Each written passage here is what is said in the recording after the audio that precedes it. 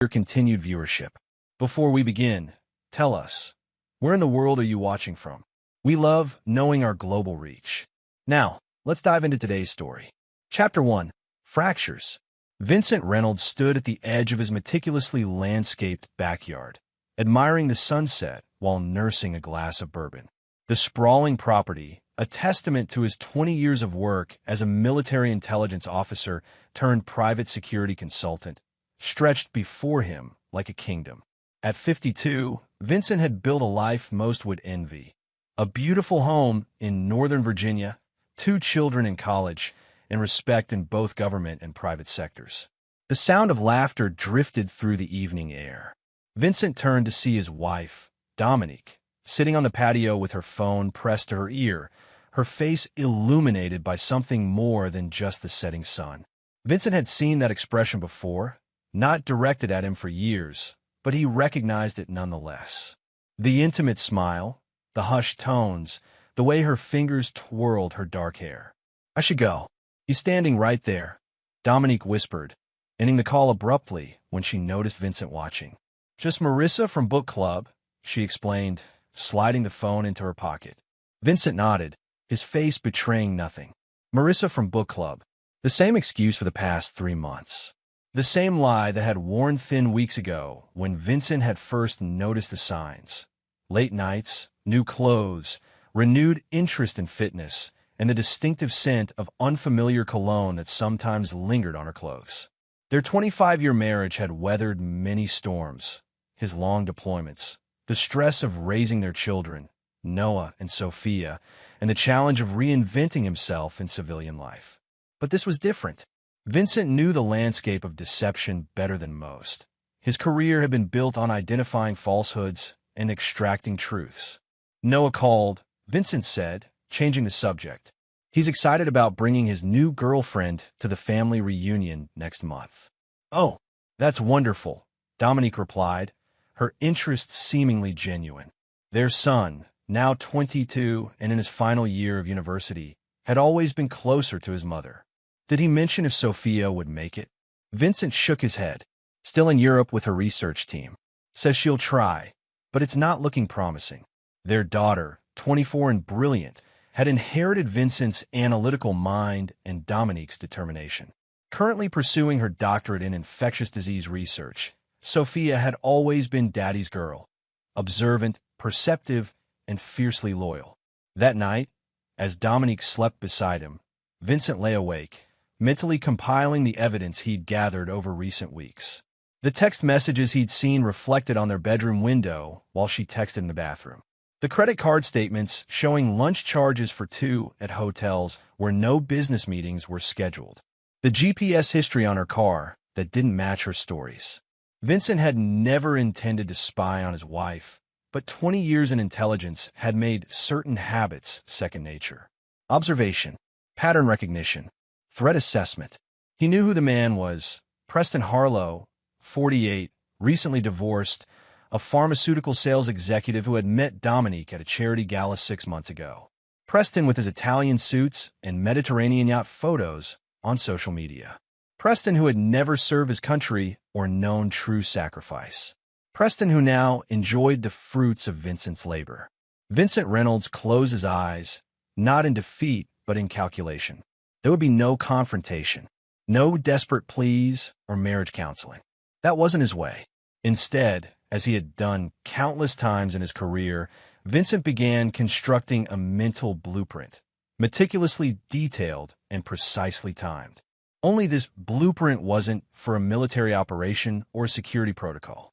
It was for something much more personal. Chapter 2. Confirmation. The week-long family reunion at Lake Anna was a tradition established by Vincent's parents decades ago, bringing together the extended Reynolds family each summer. This year, it coincided perfectly with Vincent's plans. The lakeside resort hummed with activity as family members from across the country converged, renting cabins clustered around the main lodge. Vincent had deliberately secured 3 cabins, one for himself and Dominique, one for Noah and his girlfriend, and a third that ostensibly remained empty, awaiting Sophia's potential arrival. Vincent watched from the deck of the main lodge as Preston's silver BMW pulled into the resort's parking area. Right on schedule. Dominique had claimed she needed a drive separately due to errands on the way. The reunion provided the perfect cover. Her lover could easily blend in among distant relatives and family friends. Vincent, how long has it been? Preston approached with practiced confidence, extending his hand as though they were old acquaintances rather than strategic introductions orchestrated by Dominique over the past few months. Preston, good to see you, Vincent replied with calculated warmth, shaking the man's hand firmly. Dominique mentioned you might stop by. Wouldn't miss it. Preston smiled, his perfect veneers gleaming in the sunlight. Your family reunions are legendary, according to her. Vincent nodded. 27 years running. My father started the tradition before he passed. Preston's eyes darted around, clearly searching for Dominique. Beautiful place. I can see why you keep coming back. Family is everything, Vincent replied, voice steady despite the rage simmering beneath his composed exterior. The day progressed with forced pleasantries, Vincent maintaining his role as gracious host while observing every interaction between his wife and her lover. Their attempts at discretion were almost insulting in their transparency. Brief touches when passing drinks, knowing glances across the picnic area, and synchronized bathroom breaks that lasted suspiciously long. By evening, most family members had gathered around a massive bonfire on the beach. Vincent stood apart, nursing a whiskey when Noah approached, his girlfriend Tessa lingering behind. Dad, can we talk? Noah asked, his expression serious beyond his years. Of course, son. Noah guided them away from the crowd. I know about Mom and Preston. Vincent said nothing, watching his son's face carefully. She told me a few weeks ago, Noah continued. She said you two haven't really been married in any real way for years. Just going through the motions. Vincent took a measured sip of his whiskey. And you believe that? I've seen how you are, Dad. Always distant, always working. Mom says you checked out of the marriage years ago. Noah's voice hardened. Preston actually listens to her. He makes her happy. Vincent absorbed the blow without flinching. I see. I wanted you to know that I know, and that it's okay if you guys split up. People grow apart. Noah shifted uncomfortably. Preston's actually pretty cool. He's already offered to help me get an internship at his company. Vincent nodded slowly. That's generous of him. Yeah, well, Noah shrugged, looking away. He's a better father anyway. The words struck like precision artillery, but Vincent merely checked his watch. I appreciate your honesty, Noah. Excuse me for a moment. Vincent walked toward the dock where Dominique stood with Preston, their silhouettes outlined against the moonlit lake. As he approached, he overheard their laughter. 15 years wasted on that loser, Dominique chuckled, leaning into Preston's embrace. He doesn't even suspect a thing. Vincent cleared his throat, and they jumped apart like guilty teenagers. Vincent, I didn't see you there, Dominique stammered, her face flushing. Clearly, Vincent replied coolly. He checked his watch again. I'm heading back to our cabin. Don't wait up. As he turned to leave, Preston called after him. Hey, Vincent, no hard feelings, right? These things happen. Vincent paused, then simply nodded and walked away, ignoring the muffled laughter that resumed behind him. Instead of returning to the cabin, he walked to his SUV and drove away from the resort, his phone already connecting to a secure call. Is everything in place? He asked when the call connected. Yes, sir, replied the voice on the other end. All systems are ready. Activation on your command. Good. Execute at 0600 hours. No deviations. Vincent ended the call and continued driving, his face illuminated by the dashboard lights. Not in anguish, but in cold, calculated anticipation. Chapter 3. Genesis. The morning sun had barely crested the horizon when Vincent returned to the resort. He parked his SUV and walked deliberately toward the main lodge, where early risers were already gathering for coffee. He had just poured himself a cup when his phone vibrated with a news alert. At precisely the same moment, other phones throughout the lodge began chiming and buzzing as the same alert reached them. Vincent watched impassively as people's expressions morphed from sleepy indifference to shock. Oh my God! gasped an elderly aunt, staring at her screen. Preston Harlow is a terrorist? What? Someone else exclaimed, gathering around her phone. Vincent sipped his coffee and observed as the news spread like wildfire through the gathering. Headlines screamed across every screen. Breaking. Pharmaceutical executive Preston Harlow linked to bioweapon development. Top secret documents reveal Harlow Pharmaceuticals tested illegal compounds on unwitting patients.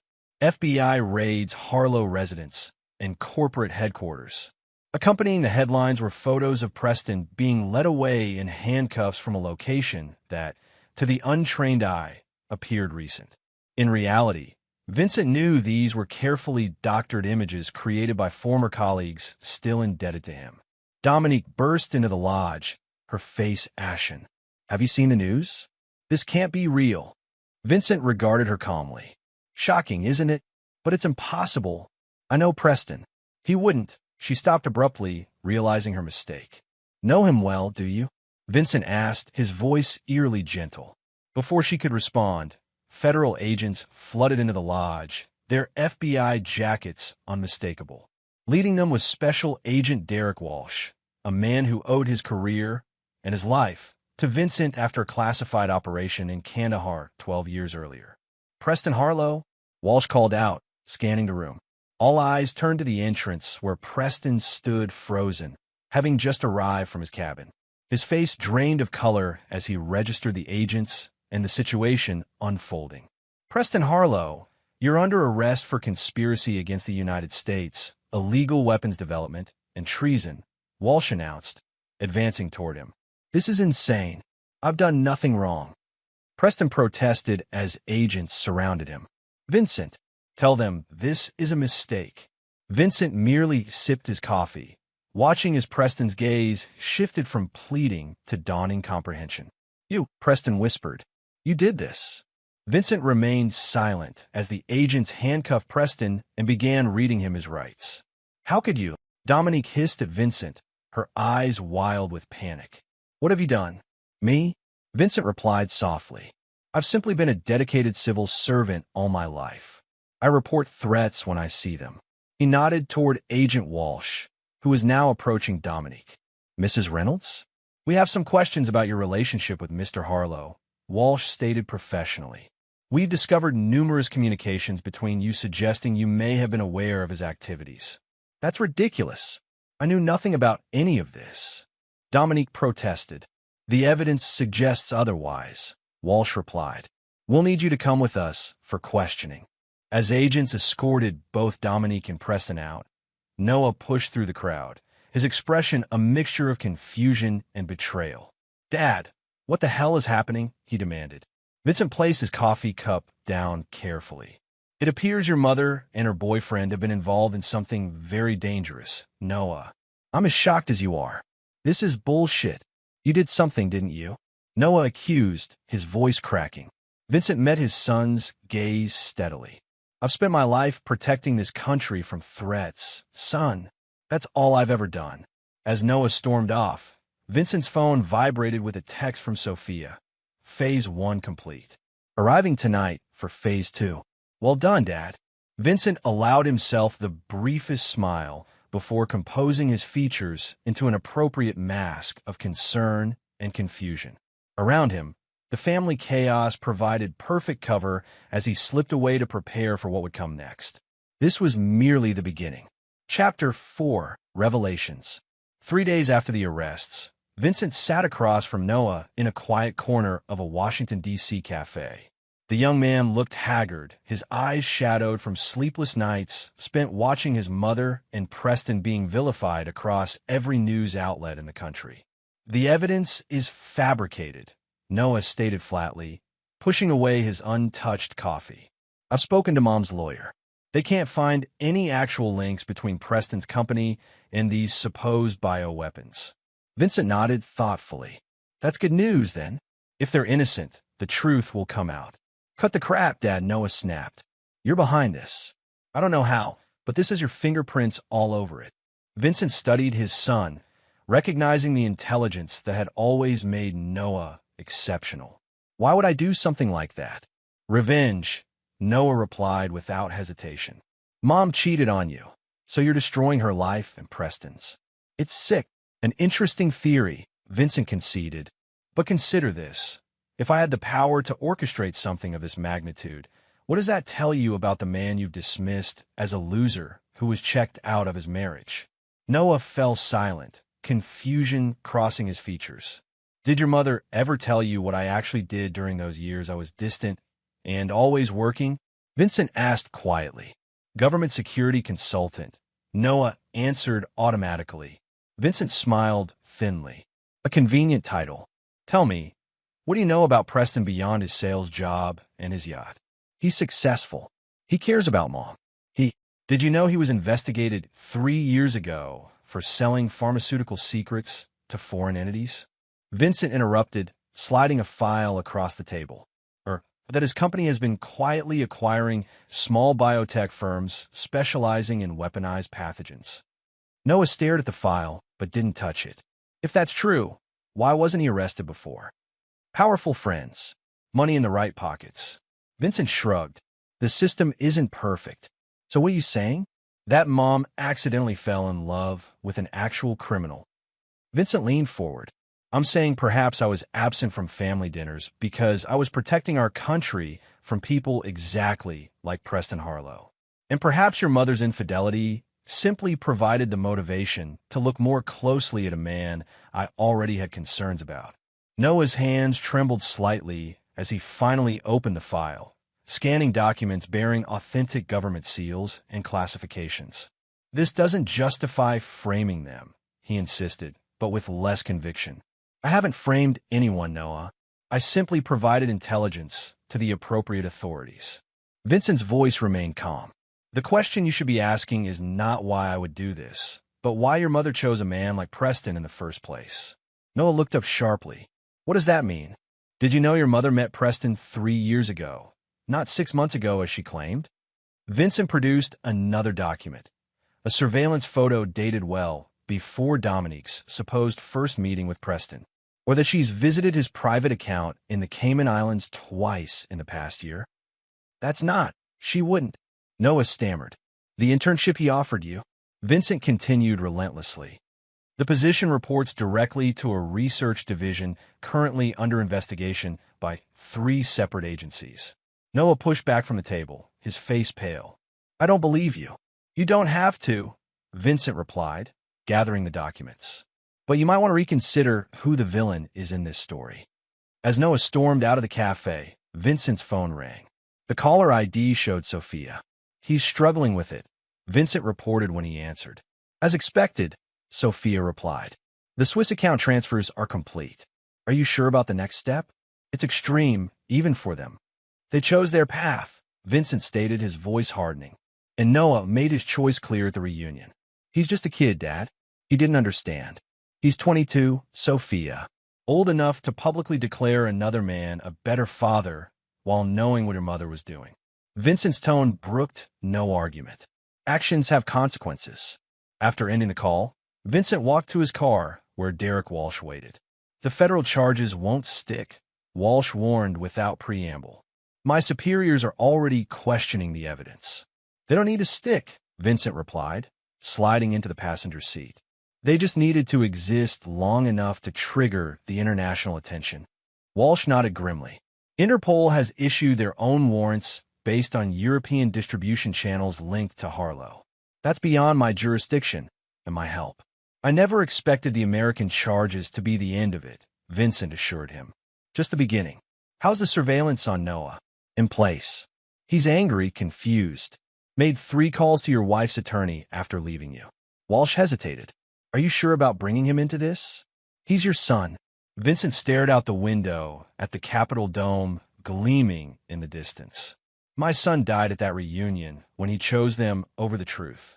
What remains is a pawn in a larger game. Walsh shook his head slightly, but said nothing more as they drove toward Vincent's next appointment, with a Russian intelligence officer who had requested this meeting through old back channels. The game was expanding precisely as Vincent had designed it to. Chapter 5. Acceleration. The exclusive private club in Georgetown provided perfect cover for Vincent's meeting with Alexei Petrov, a mid-level SVR officer operating under diplomatic cover at the Russian embassy. They sat in a wood-paneled alcove, classical music masking their conversation from potential eavesdroppers. "Your wife and her lover have created quite the international incident," Alexei remarked, sipping his vodka. "Moscow is particularly interested in the Novichok derivative formulas allegedly found on Harlow's servers." "Imagine that," Vincent replied neutrally. Alexei smiled thinly. "We both know those formulas were planted. The question is, by whom? You or someone using you? Does it matter? The evidence exists, and multiple intelligence agencies are now investigating connections that weren't on their radar before. It matters to those of us trying to determine if this is personal revenge or something more geopolitically motivated." Alexei studied Vincent carefully. "Your daughter's research in Europe, so close to our Ukrainian operations, has not gone unnoticed." Vincent's expression didn't change, though internally he noted that Sophia's cover was holding perfectly. "My daughter is a medical researcher, nothing more." "Of course," Alexei conceded with obvious disbelief. "Just as you're merely a retired security consultant. Tell me, does Noah understand the role he's playing in your chess match?" The mention of his son's name from the Russian's lips sent a cold surge through Vincent, though he betrayed nothing. "I wasn't aware he was playing any role." "No." Alexei produced a phone showing surveillance photos. Noah entering the Russian consulate in Boston 2 hours earlier. "It seems he's shopping quite an interesting story to anyone who'll listen. Claims his father has fabricated evidence against his mother and her lover. Wants help proving it."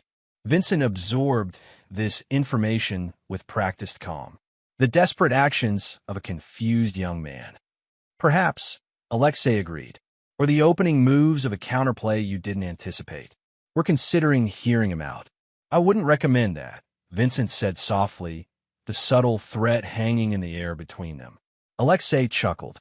Always the protective father, despite everything. "Don't worry, Vincent. We didn't let him in.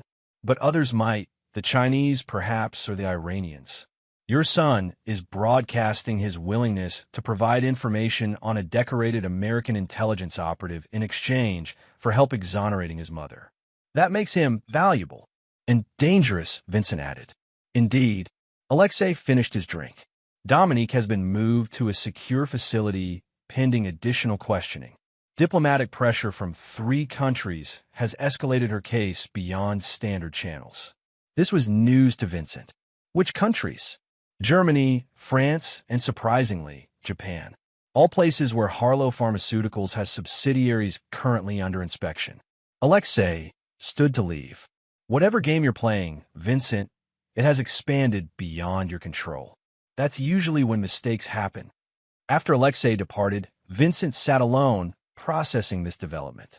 Noah's betrayal cut deeper than expected, but it also presented an opportunity to accelerate the timetable. Vincent placed a call to a secure line. "Change of plans. Activate Protocol Judas immediately." Across town, Sophia Reynolds received the message while monitoring communications from a safe house established weeks earlier. Unlike her brother, Sophia had never been fooled by her mother's facade. Growing up watching Dominique manipulate her father had forged Sophia's unwavering loyalty and her willingness to participate in Vincent's intricate revenge plan. Sophia initiated a sequence of encrypted commands that would trigger digital tripwires planted throughout Dominique's and Preston's digital lives. Within hours, every dark secret they had tried to bury would begin surfacing in carefully orchestrated revelations. Meanwhile, Noah paced his hotel room, furious after being turned away from the Russian consulate. His phone rang, a blocked number. "Hello," he answered cautiously. "Noah Reynolds?" An accented voice inquired. "This is a friend. I understand you're looking for help regarding your mother's situation." "Who is this?" "Someone who shares your concern about the evidence against Preston Harlow and Dominique Reynolds. Perhaps we could meet?" Noah hesitated only briefly before agreeing to the meeting, unaware that the call originated from a team operating under Vincent's direct control. The trap was set. That evening, As news broke of additional evidence linking Preston to biological weapons research in North Korea, Vincent sat in his study reviewing the final stages of his plan. On his desk lay photographs, not of Dominique or Preston, but of his children. Noah, as a boy, looking up at Vincent with adoration. Sophia, graduating with honors. A family that once seemed perfect.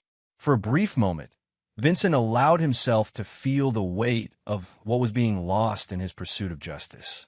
Then he thought of the family reunion, of the public humiliation, of 15 years being dismissed as wasted on a loser, and his resolve hardened once more. By tomorrow, there would be no turning back for any of them. Chapter 6: Escalation. The abandoned warehouse on the outskirts of Baltimore had once housed medical supplies, an ironic setting for Noah's meeting with a mysterious contact who had promised evidence exonerating his mother. He arrived early, scanning the cavernous space with growing unease. "Hello." His voice echoed through the emptiness. "Is anyone here?" Footsteps sounded behind him. Noah turned to see a man emerge from the shadows, mid-30s, military bearing, carrying a leather briefcase. "Mr. Reynolds," the man greeted him. "Thank you for coming. You said you have information about my mother's case." Noah prompted, keeping his distance. "Indeed." The man placed the briefcase on a dusty countertop. "But first, I need to understand why you believe your father fabricated evidence." Noah hesitated. "Because I know my father. He's calculating, cold. He found out my mom was having an affair, and instead of confronting it like a normal person, he did this." "Interesting." The man nodded thoughtfully. "And you believe your father possesses the capability to frame two innocent people so thoroughly that multiple intelligence agencies are involved?" "He worked in government intelligence for decades," Noah replied. "He has connections." "Impressive for a man you described to others as a loser," the man observed, his tone hardening slightly. Noah froze, the implications sinking in. "Wait, who are you really?" The warehouse lights suddenly blazed to full brightness, revealing a dozen operatives in tactical gear positioned throughout the space. Among them stood Sophia, her expression grim as she approached her brother. "Hello, Noah," she said quietly. "Sophia? What the hell is going on?" Noah demanded, panic rising in his voice. "Education," she replied simply. "You've spent years believing Mom's version of reality. Now you get to see the truth." The man with the briefcase opened it to reveal a sophisticated computer setup. With a few keystrokes, the warehouse walls illuminated with projected images, surveillance photos, documents, and video footage. "Preston Harlow," the man began, gesturing to the displays. "Former Naval Intelligence officer dishonorably discharged in 2007 for selling classified information. Reinvented himself in the pharmaceutical industry using contacts from his military days." "That's not." Noah started to protest. "Your mother met Preston in 2020 during a classified operation your father was leading in Vienna," Sophia continued, advancing the displays to show dated photographs of Dominique and Preston at a gala. "She was there as Dad's cover. Preston was there representing interests that directly opposed American security." Noah shook his head in disbelief. "Mom isn't a spy. She's an interior designer." "Mom is whatever she needs to be," Sophia corrected him. "Interior designer. Loving wife. Spy. Did you never wonder how her small design firm could afford her lifestyle? How she always seemed to travel to the same cities where Dad had operations?" The displays changed to financial records, showing millions flowing through accounts in Dominique's name. "Your mother has been selling information from Dad's operations for years," Sophia stated flatly.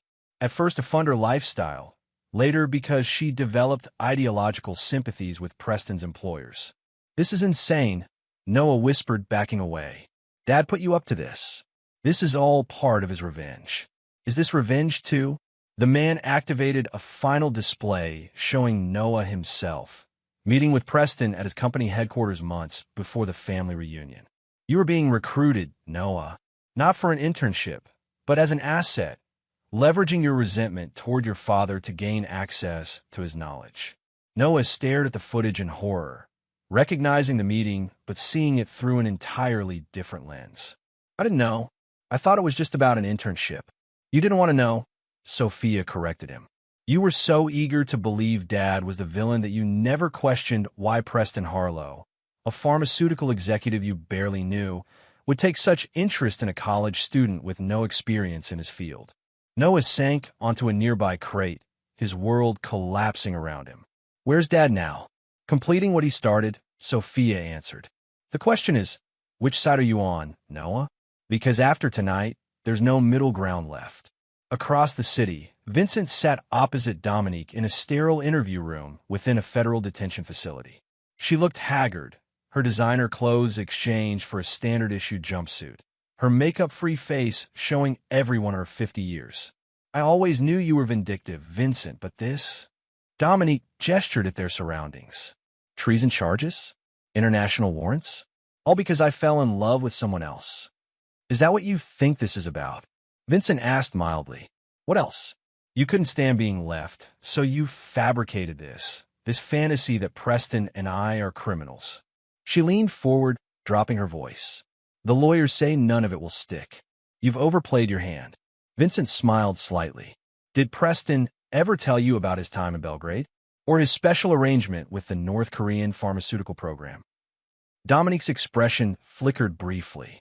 More lies.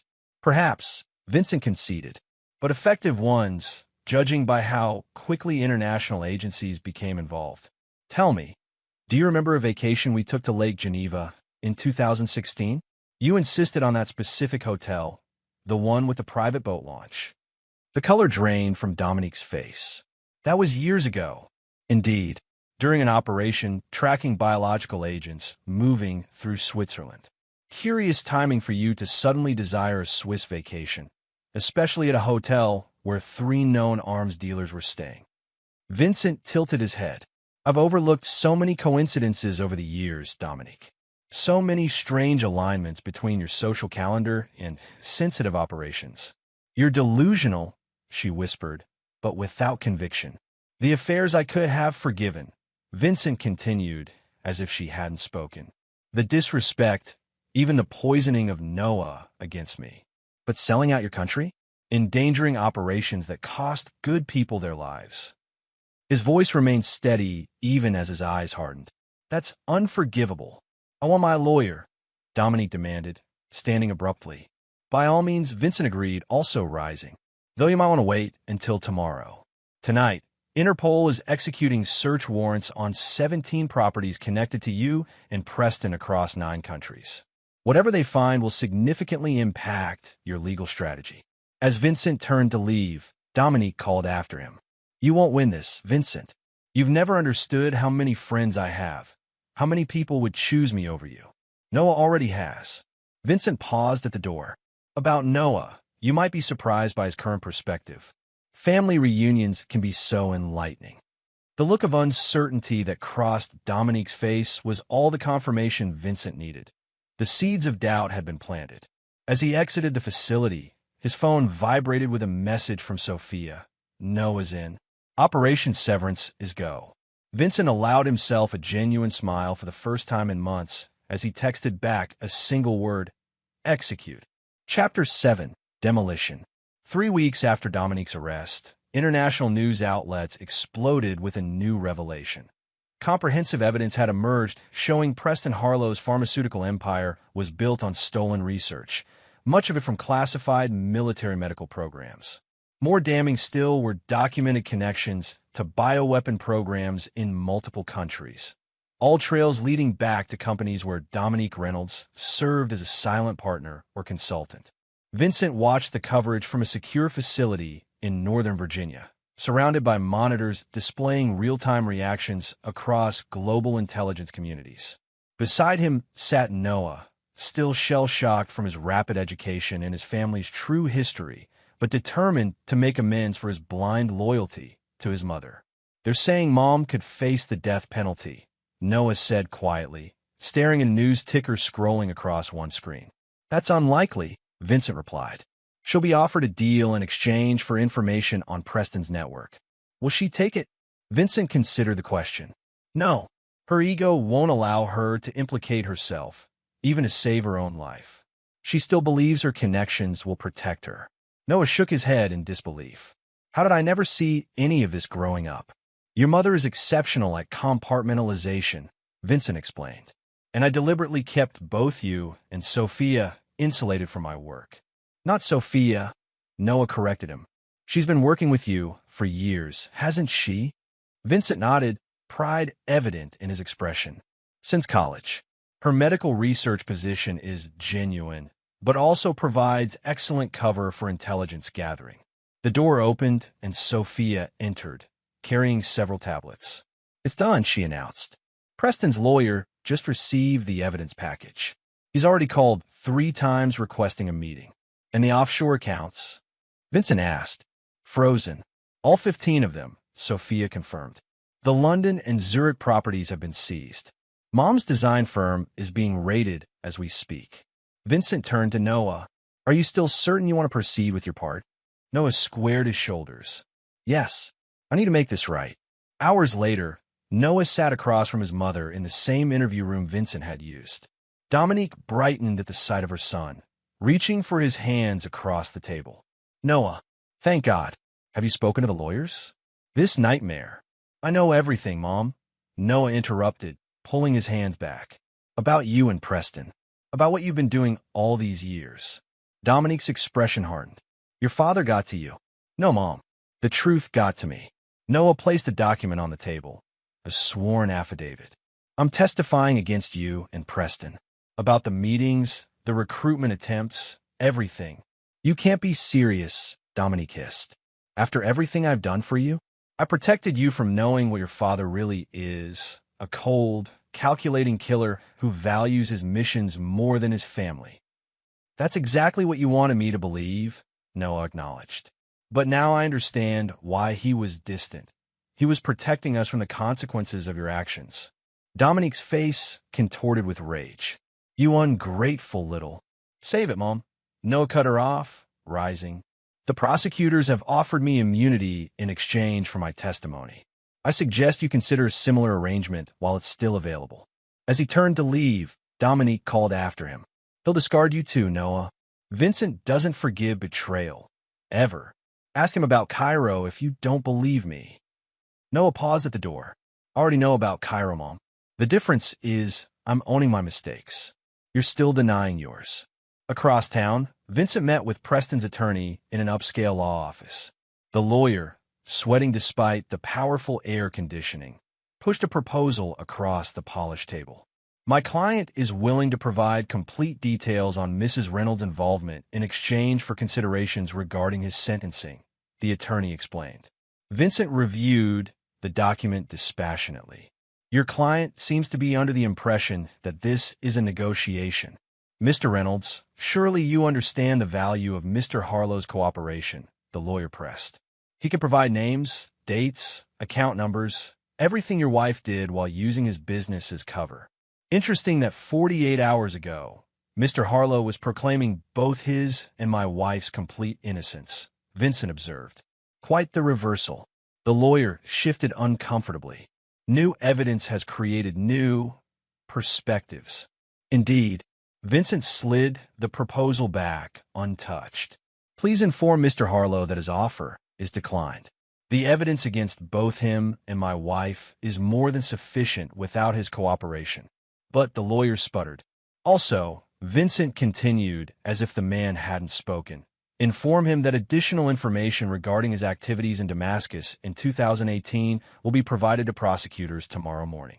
He might want to adjust his legal strategy accordingly. The color drained from the lawyer's face. Damascus? There's nothing in the current charges about Damascus. Not yet, Vincent agreed, standing to leave. Give Mr. Harlow my regards. That evening, Vincent convened with his team, trusted former colleagues, intelligence operatives who owed him their lives or careers, and his children. The conference room wall displayed a complex flowchart of operations spanning 2 decades. We've dismantled their financial resources, Sophia reported. Every account we know about has been frozen or seized.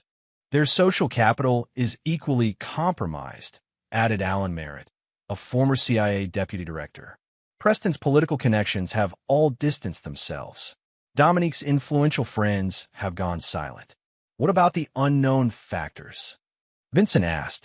Dominique's reference to friends suggests contingencies we haven't identified.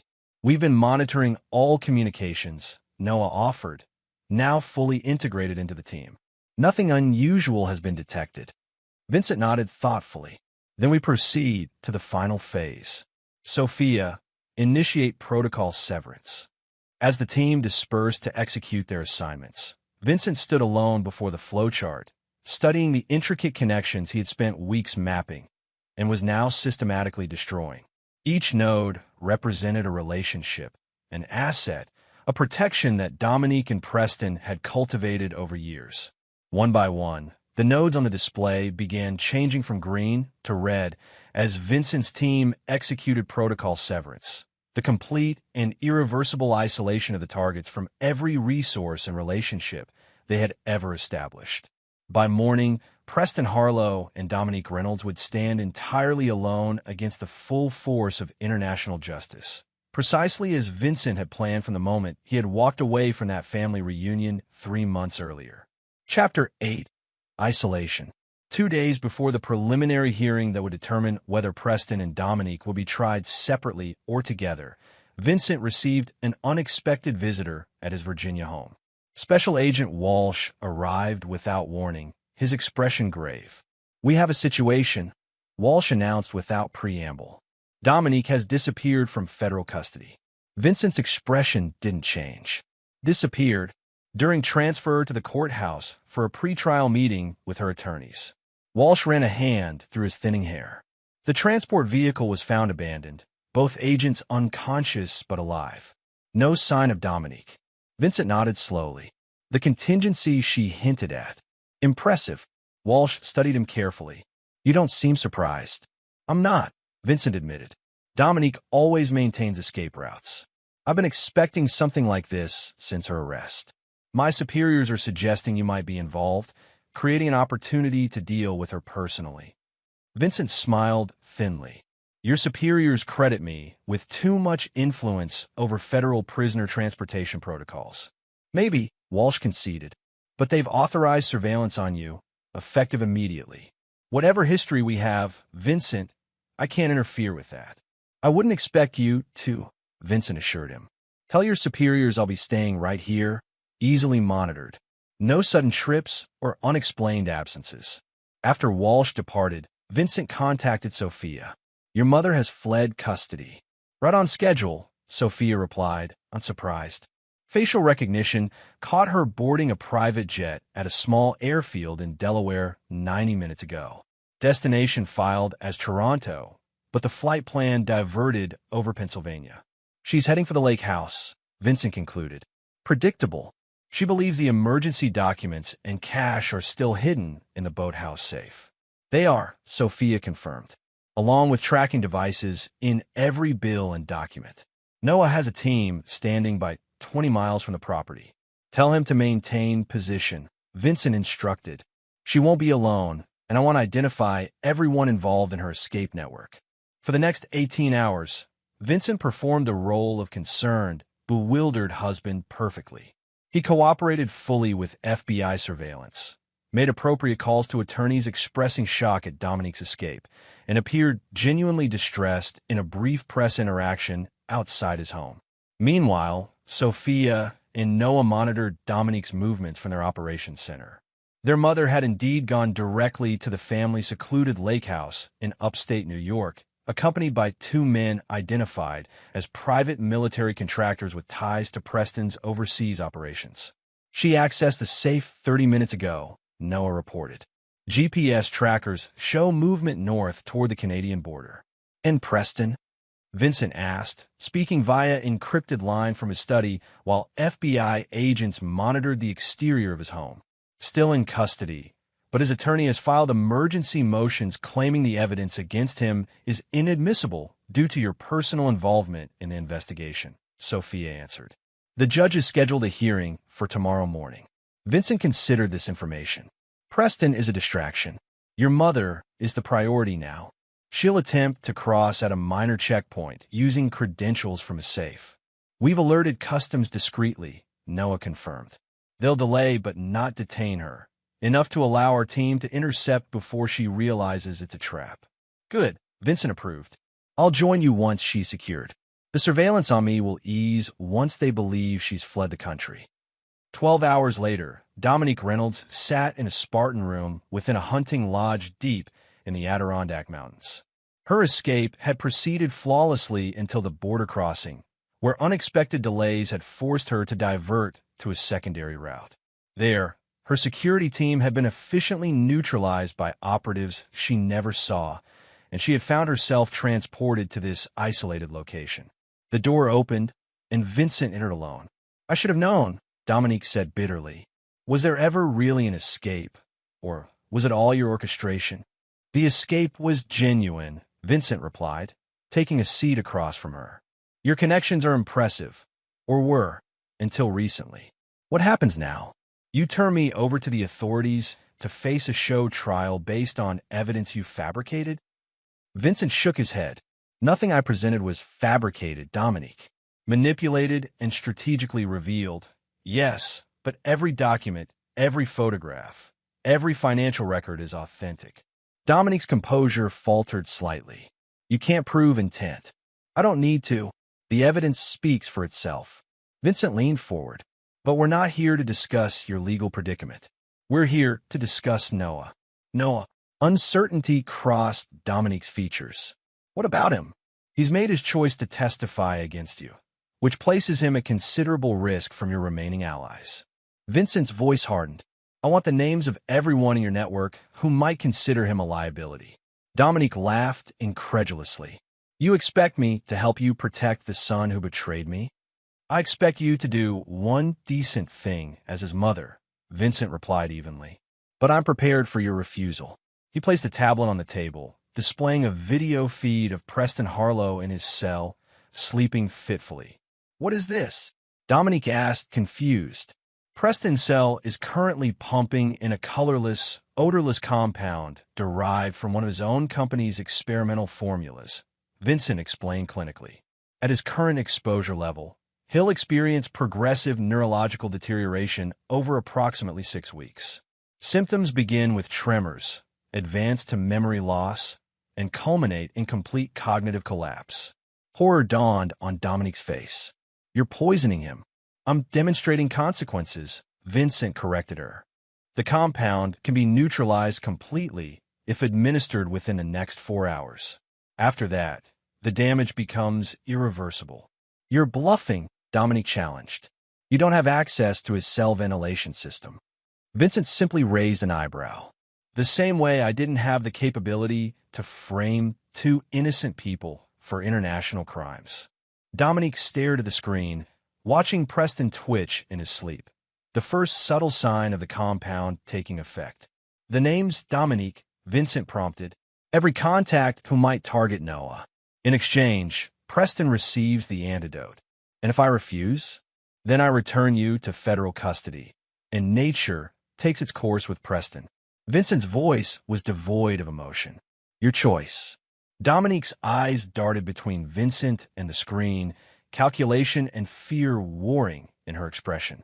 Finally, resignation settled over her features. There's a ledger, she said quietly.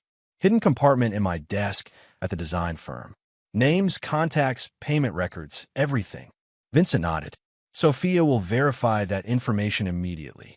If it's accurate and complete, Preston receives treatment for an unexpected reaction to his medication. If not, he let the implication hang in the air. You become a monster, Vincent, Dominique whispered. No, Vincent corrected her, standing to leave. I've simply become what you always accused me of being. The man who puts objectives above sentimentality. The irony is, I learned it from you. As he exited, Dominique called after him. What happens to me now? Vincent paused in the doorway. You'll face trial for everything you've done. But Noah will be safe. The only gift I have left to give the son who called me a loser.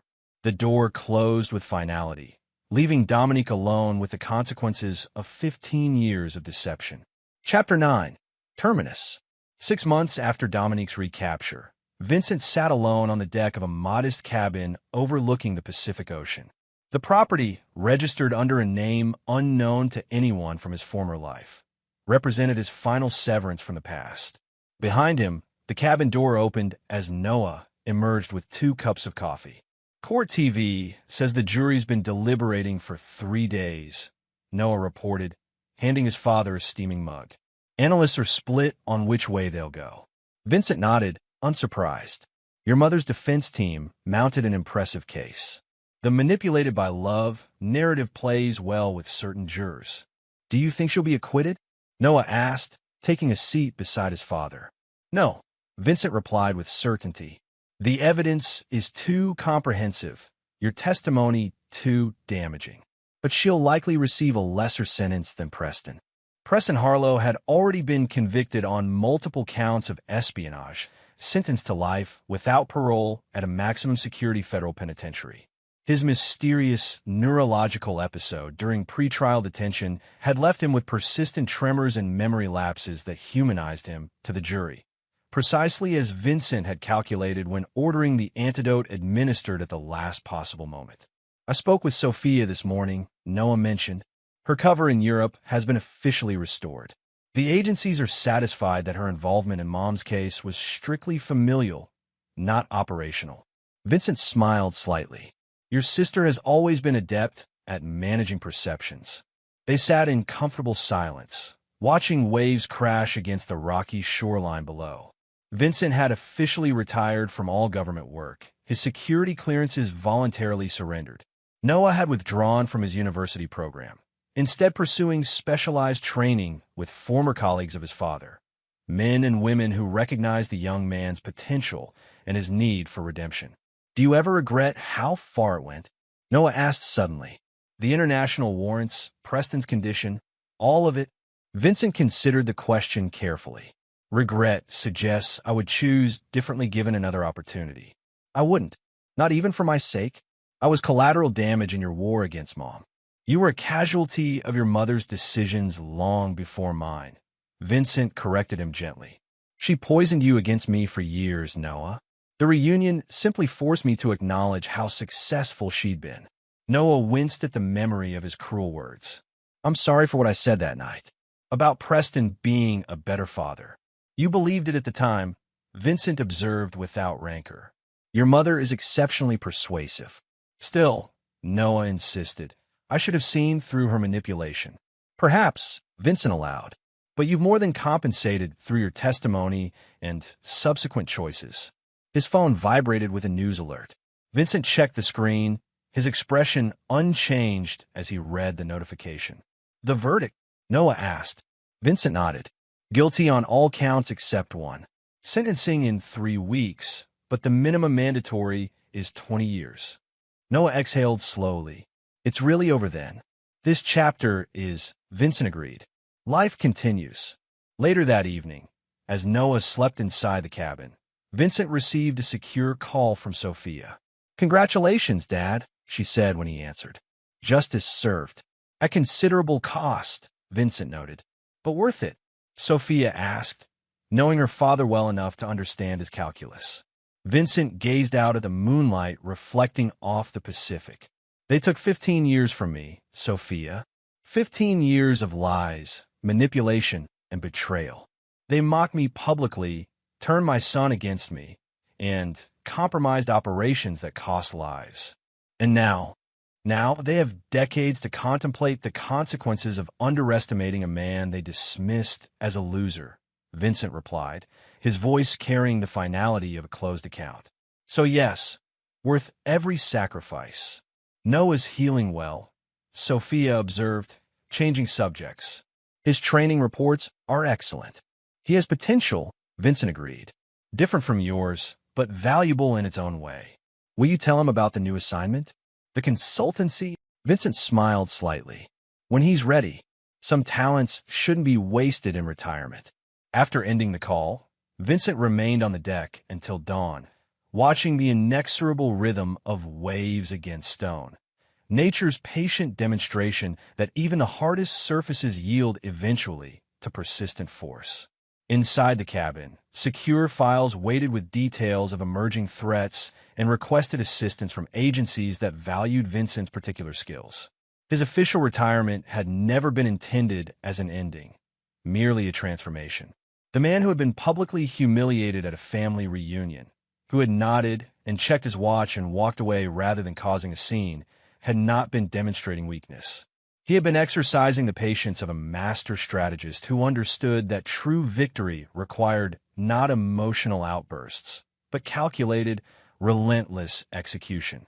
As the first light of morning touched the horizon, Vincent Reynolds opened the file and began planning his next moves. The world had not become safer during his brief retirement.